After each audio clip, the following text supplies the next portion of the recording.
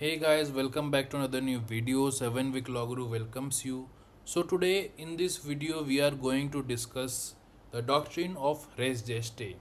The doctrine of res gestae is provided under section 4 of the Bharatiya Sakya Adhiniyam 2023. Section 4 of the Bharatiya Sakya Adhiniyam 2023 explains how facts that are not directly related to the fact in issue or relevant fact can still be important if they are part of the same transaction. Earlier, this section was under Section 6 of the Indian Evidence Act. So, first of all, we will know what is res gestae and what is the relevant provision. So, Section 4 of the Bharatiya Sakya Adhiniyam is also called the doctrine of res gestae. Originally, res gestae was used by Romans, which means acts are done or actus. Section 4 of the Bharatiya Sakya Adhiniyam says that facts which, though not in issue, are so connected with a fact in issue or a relevant fact as to form part of the same transaction are relevant whether they occurred at the same time and place or at different times and places. For example, if a person is attacked and right after that he shouts, "He stabbed me with a knife." This statement is part of the same transaction and can be admitted as evidence even though it's not made under oath in court. So, in short, Section 4 allows facts that are closely connected with the main event to be used as evidence because they help the court understand the full story. This is known as the doctrine of res gestae. Now, there are some examples provided in the act or the section itself. Okay, so those illustrations are like, first example is murder of B by beating by A.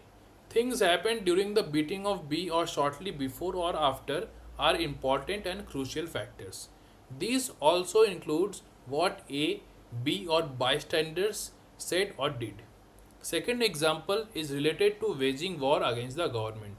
Accusation upon A for participating in an armed insurrection resulting in property destruction, troop attack and jailbreaks.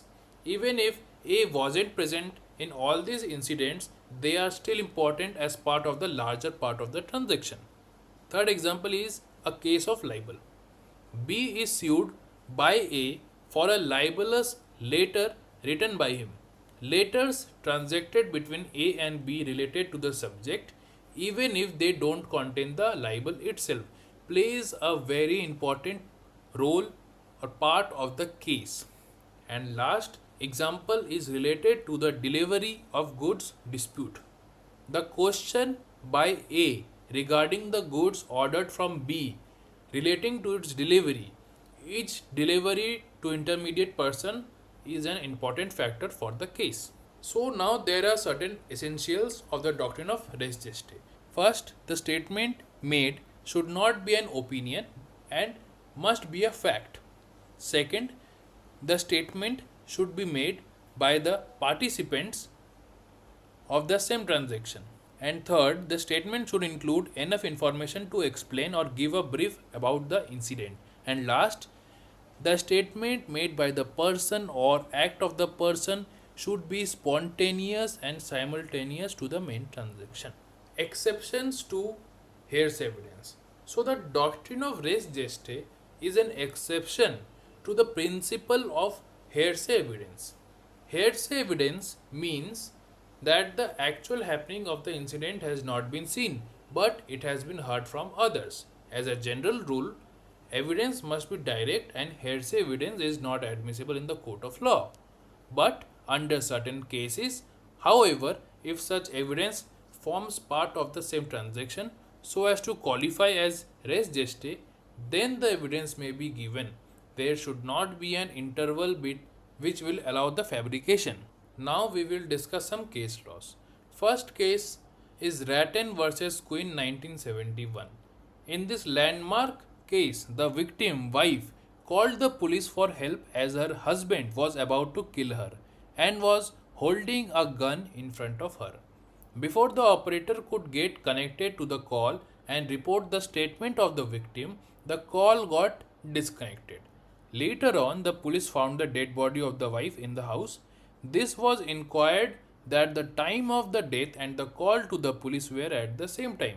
Thus, it was concluded by the court that this statement made to the operator comes under the principle of res geste, and the husband was convicted in this case. Second case law is the Uttam Singh versus State of Madhya Pradesh.